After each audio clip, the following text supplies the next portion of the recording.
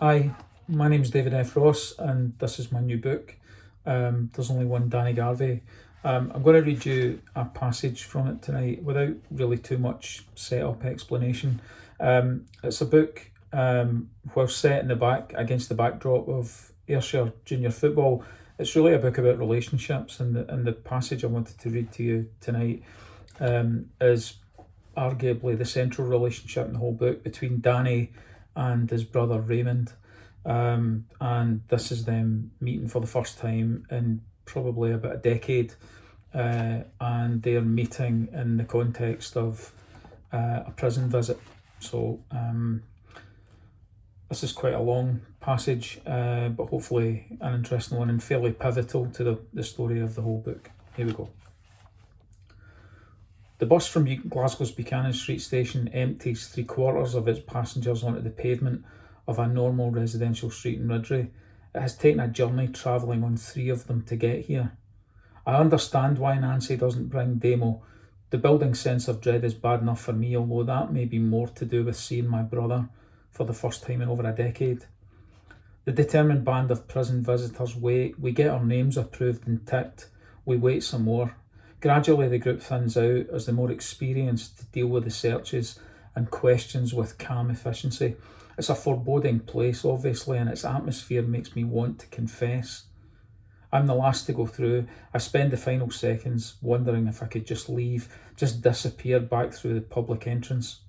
Would that attract more suspicion? Would they drag me back in and subject me to a more intimate examination? I have nothing to hide. Well, nothing physical. But I don't want to be here. I feel sick with anxiety. I've no doubt Raymond doesn't want to be here either. He's serving 9 years for grievous bodily harm. Almost 4 years ago, he waited in the dark outside a Galston pub, followed an intoxicated man home, and as he staggered into the shadows around the side of a windowless gable, attacked him. He battered his victim so badly he was in an induced coma for 6 weeks. A case of mistaken identity. The man wasn't the one who had terrorised Libby, assaulting her in her own home. Raymond had reached out in desperation. Rocco Quinn agreed to testify that my brother hadn't been the initial aggressor. The lack of counter-argument meant Raymond's sentence was reduced from 14 years, but he remains in Quinn's debt. I walked timorously through 3 guarded doorways, CCTV recording every move, and there he is.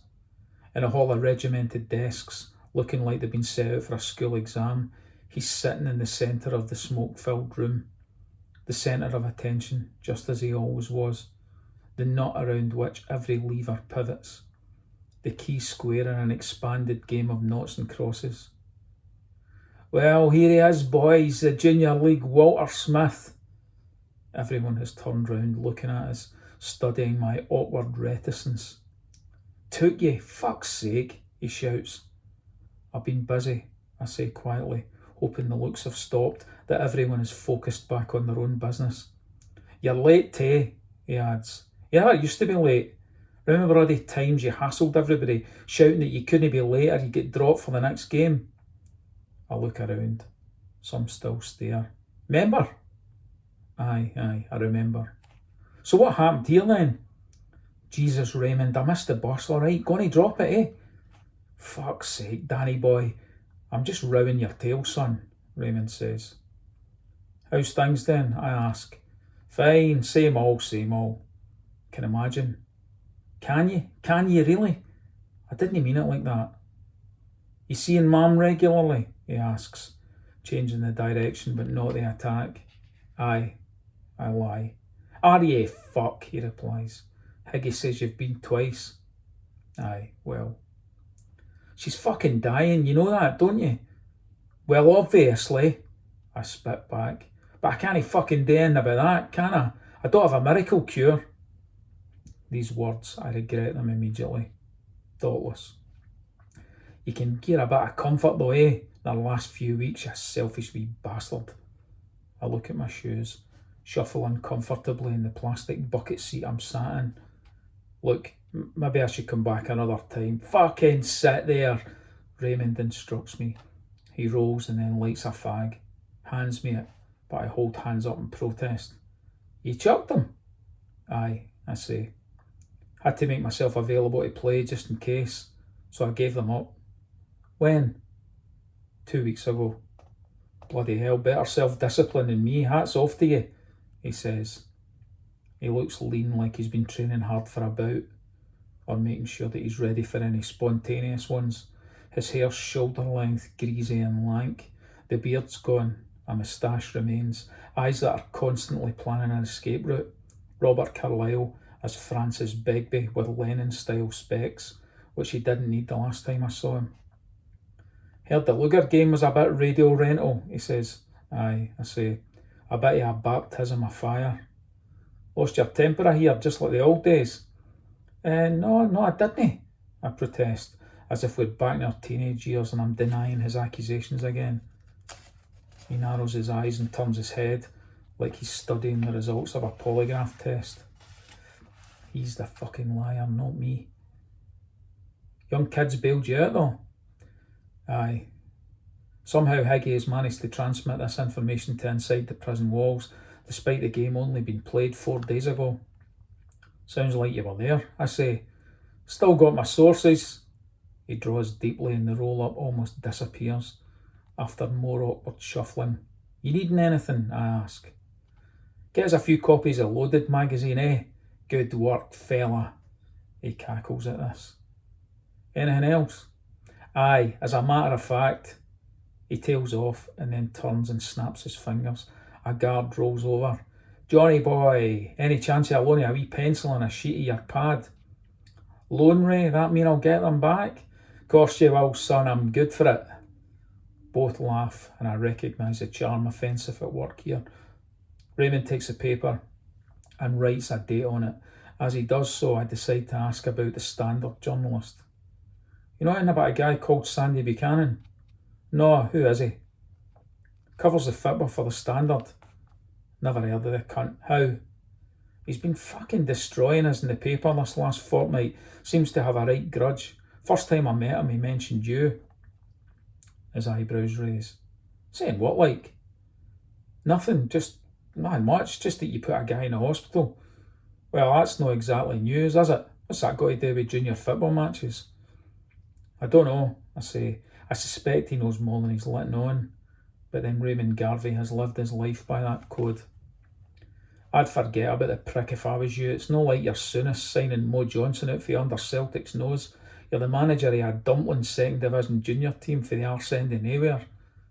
If he means this as a comfort, it, like many of his attempts at positivity, misses the mark. It's Wayne's birthday in a few weeks. He hands me the paper, presumably to ensure I don't forget. Can you get him something for me, like? Use your imagination. Aye, sure, I say, half-hearted. What's your budget? Up to you, he says. Code for use your own money. I'll square you up when I get out. Aye, right. I will. When have I ever let you down before? He challenges. How long have you got? I say. Hey, you cheeky wee cunt, he replies. Smiling though. That cut glass smile that reels you in before the teeth devour you. No, how long have you got in here? I ask, fighting back, wriggling free. No too long, he replies. Be out soon, according to the brief. Early release on compassionate grounds. He laughs. I'll be able to help you at the bridge. Counter punches. I think we're fine. Didn't he look a gift horse, son? Your boy's growing up fast, I say, shifting him onto different ground. Not safer, just different. Aye, demo. Many more Waynes have you got? None, but I'm paying for it at any rate, he says, laughing at a joke that just isn't funny anymore. Tough kid, that Ian. Last time I saw him on the outside, tipped a can of fucking beer at my head. No warning or nothing. Seriously. Aye, minding my own business. Up he comes. Starts screaming at me before I can get up to him. I'm wearing a fucking lager shampoo. He smirks. Demo, he's not normal like. I pose this quietly. He doesn't seem to read the inference. Normal, I say. What's normal? Like you normal, you mean? Aye, he's fucking mental. He says this as if it was something to be proud of. Maybe he is. Wonder where he gets that for, I say, aiming to hurt, but he just deflects it. A few minutes pass. Nothing is said. My brother passes them, nodding and winking to others around him.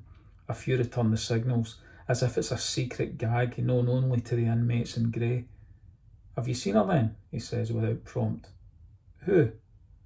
My Nancy. The my is unexpected. No point in lying though.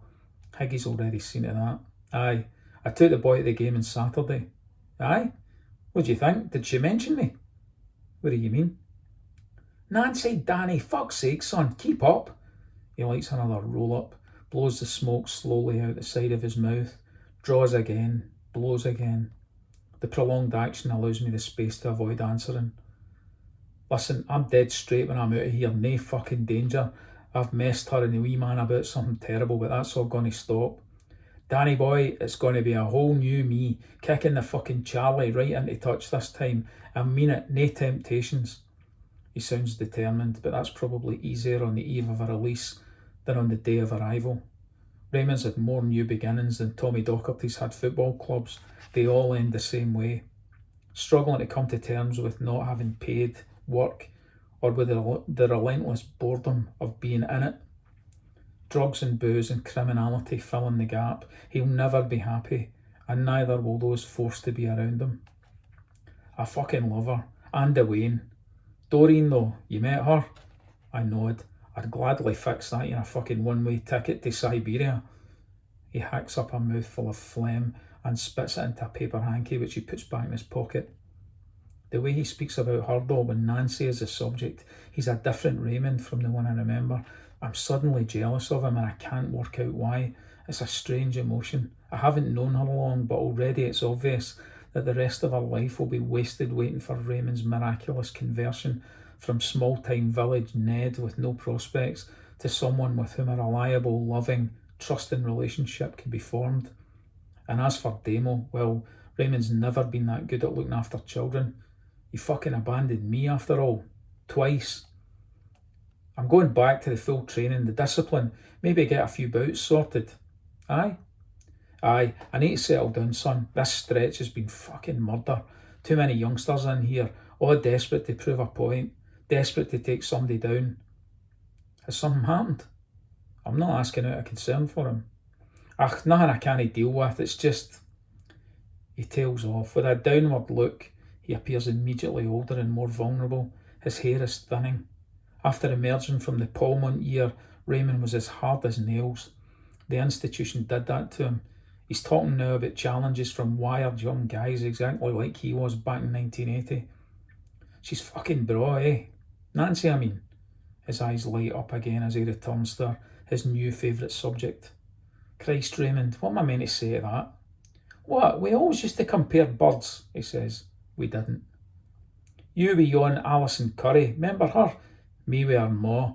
He laughs at this. Fuck off, I say. I feel my face reddening. Didn't tell me you've bumped into her. She's with that plank Denny Deans. No, I haven't. Fucking hope it stays that way too. Mind I paid her a tenner to let you fuck her, I know. You can see the anger rising in me. Nancy deserves so much better than this absolute waster. Everything's just a game to him. I just wanted to see her, I can't explain why. Scott Meikle's brother's in the squad, I tell him. This puts him on his backside, like a fat defender I've just swivelled round. That right, he replies. He takes a long draw of a new roll-up, sits back in the seat, legs spread. The body language says, what's that got to do with me? Spotted Scud hanging about too? He doesn't immediately respond to this. He pauses, looks around himself. He's been blindsided, I can tell. He starts a sudden shuffling of the feet and I sense his growing hostility. I'm shaking inside as I say, and I went to see old Jock Reed's widow. This grabs his attention and action. The darts hitting the bullseye, the defining actions from our shared youth. The first two times he ended up inside. He grabs my sleeve and pulls me closer. Over Raymond's shoulder, the guard he called Johnny Boy has switched on his surveillance. What the fuck, Danny? I pull back, saying nothing. He clears his throat. Stay fucking clear, right? Down to a whisper, but the anger and the threat crystal clear. I still say nothing. His eyes stay on me, laser beams, unsure of me, of what I'll do next. Everything all right here, lads? It's fine, Johnny, says Raymond. Just gieing the boy here a wee Chinese burn. All time's sake, Ken. The guard looks at me and nods before strolling on. Raymond has calmed himself. I'm helping her out, doing the garden and stuff. Fuck's sake, you've barely been to see your dying man, but you've got time to plant flowers and cut hedges. It's not like that, I tell him. I felt sorry for her, everything she's been through. How could you cope with all that pain and sorrow in your life? Look, Danny, dinna be growing a conscience. No, after all this time, who would that benefit, eh? He pleads. I mean, Christ's sake, it was a fucking lifetime ago. We've all suffered, especially me, and it was a bloody accident, pal. You know that? I look at my watch. I need to get out of this horrendous place. Listen, I need to go, I say. Don't you fucking dare fuck up this release. I'll see you next time. You've just fucking got here, he protests. We've got the Glens at the bridge tonight. Here's your cup. I need to get back down. He sighs. He knows it'll have to wait. No more grabbing my hair and forcing his will anymore. Not while he's still in here. He calms down, at least for appearance's sake. Right, fair enough. Good to see you, he says, and I don't know whether he means it or whether there's thick sarcasm dripping from these 4 words. Watch yourself, he asks. And come back next week? Aye, maybe, I respond. I'm telling you, he whispers. Tell Nancy she's due a visit too, and mine and see Mum, right, he instructs. Aye, right, see you. I hear him tap the table loudly as I walk away.